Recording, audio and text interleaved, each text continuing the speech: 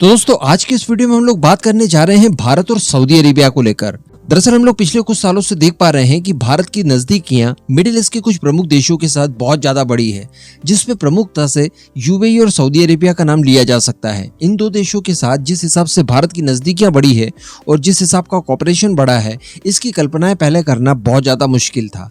अब इन्हीं सब चीजों का इम्पैक्ट हुआ है और बताया जा रहा है कि सऊदी अरेबिया द्वारा भारत की एक बहुत बड़ी मदद की गई है। इस मदद के लिए दरअसल भारत के विदेश मंत्री एस जयशंकर साहब द्वारा एक अपील की गई थी और इस अपील का बहुत ज्यादा इम्पैक्ट हुआ और सऊदी अरेबिया ने मुसीबत की घड़ी में भारत का सहयोग किया है। अब ये कहाँ किया है, कैसे किया है, कौन सी खबर है, चलिए आगे वीडियो में हम लोग जानते हैं। आप बस चैनल को सब्सक्राइब जरूर कर दीजिएगा। तो दोस्तों अफ्रीका का एक देश है सूडान, जिसके बारे में पिछले 8-10 दिनों से आप लगातार खबरें सुन रहे होंगे।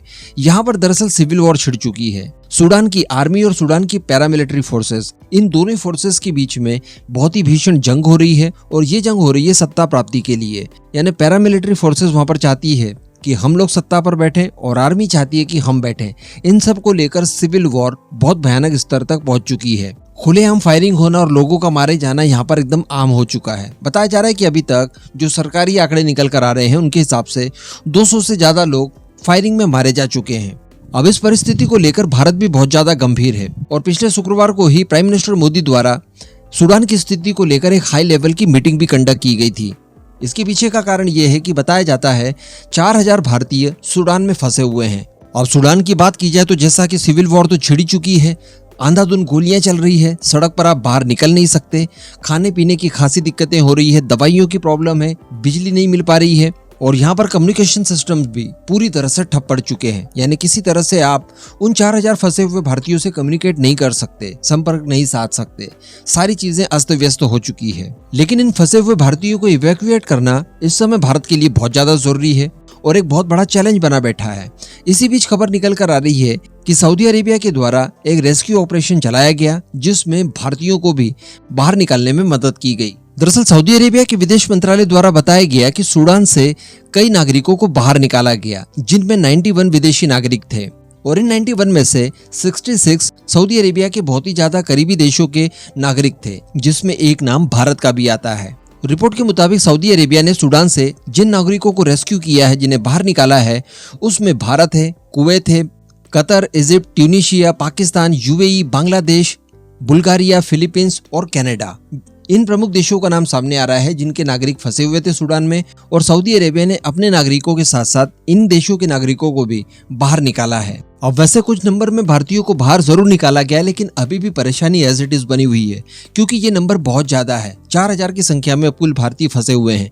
इनसे भी बड़ी समस्या निकल कर ये सामने आ रही है कि ये जो 4000 भारतीय सूडान में फंसे हुए हैं, इनमें से ज्यादातर सूडान के कुल 4 शहरों में ही है और इससे भी बड़ी समस्या ये है कि ये चारों शहर सूडान की राजधानी खार्तूम से काफी ज्यादा दूरी पर हैं, कम से कम 400 किलोमीटर तक की दूरी पड़ती है। और इससे भी बड़ी परेशानी की बात यह है कि इन चारों शहर से जो इंटरनेशनल एयरपोर्ट है वो कम से कम 200 किलोमीटर की दूरी पर है। यानी स्थिति को आप समझिए, इन 4 शहरों में अगर इंटरनेशनल एयरपोर्ट होते, यहाँ पर लैंडिंग वगैरह की व्यवस्था होती, तो हमारे विमान जो रेस्क्यू के लिए जाते वो डायरेक्टली इन शहरों में लैंड होते, जहाँ पर भारतीयों को बड़ी आसानी से निकाला जा सकता था। लेकिन ऐसी स्थिति यहाँ पर नहीं है।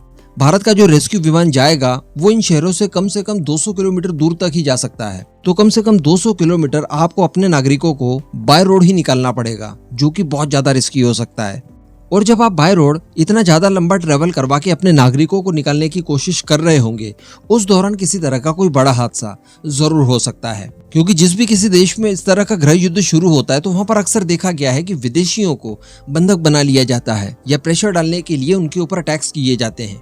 बहुत ज्यादा मुश्किल स्थितियां हो जाती है। हालांकि फिर भी भारत बहुत ज्यादा कोशिशें कर रहा है और इस तरह के रेस्क्यू मिशनों को अंजाम देने में भारतीय फोर्सेस का कोई भी ऑप्शन नहीं हो सकता। हम लोगों ने देखा कि दुनिया भर के अलग अलग देशों में जहां इस तरह की परिस्थितियां जनरेट हुई थी, बहुत आसानी से भारतीय फोर्सेस द्वारा अपने लोगों को इवैक्यूएट किया गया और अपने लोगों को ही नहीं, कई सारे विदेशी नागरिकों को भी सकुशल बाहर निकाला गया। इन सबका अच्छा खासा एक्सपीरियंस है हमारी फोर्सेस को।